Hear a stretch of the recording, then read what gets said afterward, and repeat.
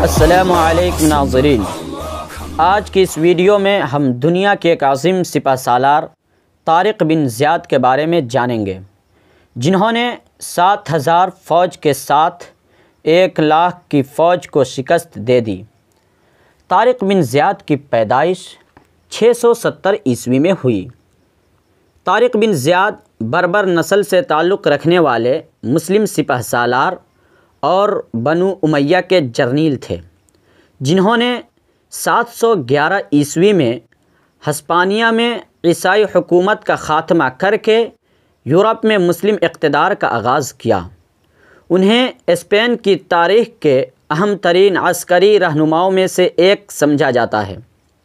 شروع میں وہ اموی صوبے کے گورنر موسیٰ بن نصیر کے نائب تھے، جنہوں نے ہسپانیہ میں وزیگوت بادشاہ کے مظالم سے تنگ عوام کے مطالبے پر طارق کو ہسپانیہ پر چڑھائی کا حکم دیا۔ طارق بن زیاد نے مختصر فوج کے ساتھ یورپ کے عظیم علاقے اسپین کو فتح کیا اور یہاں دین اسلام کا علم بلند کیا۔ اسپین کی فتح اور یہاں پر اسلامی حکومت کا قیام ایک ایسا تاریخی واقعہ ہے جس نے یورپ کو سیاسی، معاشی اور ثقافتی پسماندگی سے نکال کر ایک نئی بصیرت عطا کی اور اس پر ناقابل فراموش اثرات مرتب کیے تھے۔ طارق بن زیاد کی تعلیم و تربیت موسیٰ بن نصیر کے زیر نگرانی ہوئی تھی، جو ایک ماہر حرب اور عظیم سپہ سالار تھے۔ اس لیے طارق بن زیاد نے فن سپہ گری میں جلد ہی شہرت حاصل کر لی۔ ہر طرف ان کی بہادری اور عسکری چالوں کے چرچے ہونے لگے۔ طارق بن زیاد نہ صرف دنیا کے بہترین سپہ سالاروں میں سے ایک تھے، بلکہ وہ متقی، فرض شناس اور بلند ہمت انسان بھی تھے۔ ان کے حسن اخلاق کی وجہ سے عوام اور سپاہی انہیں احترام کی نظر سے دیکھتے تھے۔ افریقہ کی اسلامی سلطنت کو اندلس کی بحری قوت سے خطرہ لاحق تھا، جبکہ اندلس کے عوام کا مطالبہ بھی تھا۔ اس لیے گورنر موسیٰ بن نصیر نے دشمن کی طاقت اور دفاعی استحکام کا جائزہ لے کر طارق بن زیاد کی کمان میں 7,000، بعض مورخین کے نزدیک 12,000 فوج دے کر انہیں ہسپانیہ کی فتح کے لیے روانہ کیا۔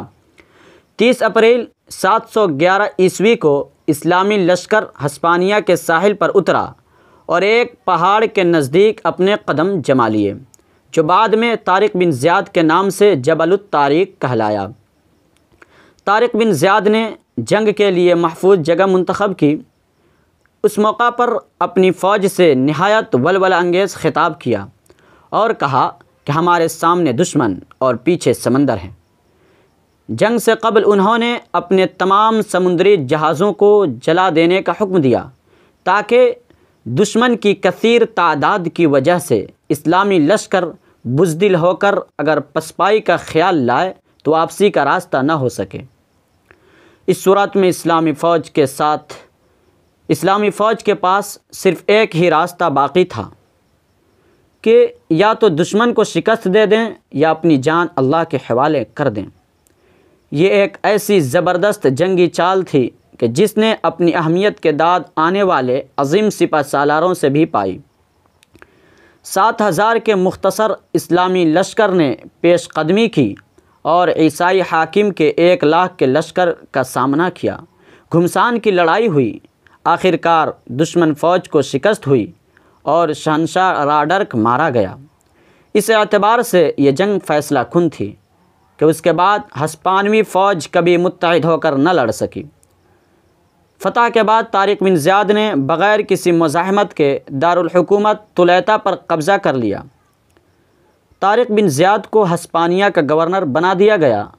طارق بن زیاد کی کامیابی کی خبر سن کر موسیٰ بن نصیر نے حکومت اپنے بیٹے عبداللہ کے سپرد کی اور خود طارق بن زیاد سے آ ملے۔ دونوں نے مل کر مزید کئی علاقے فتح کیے۔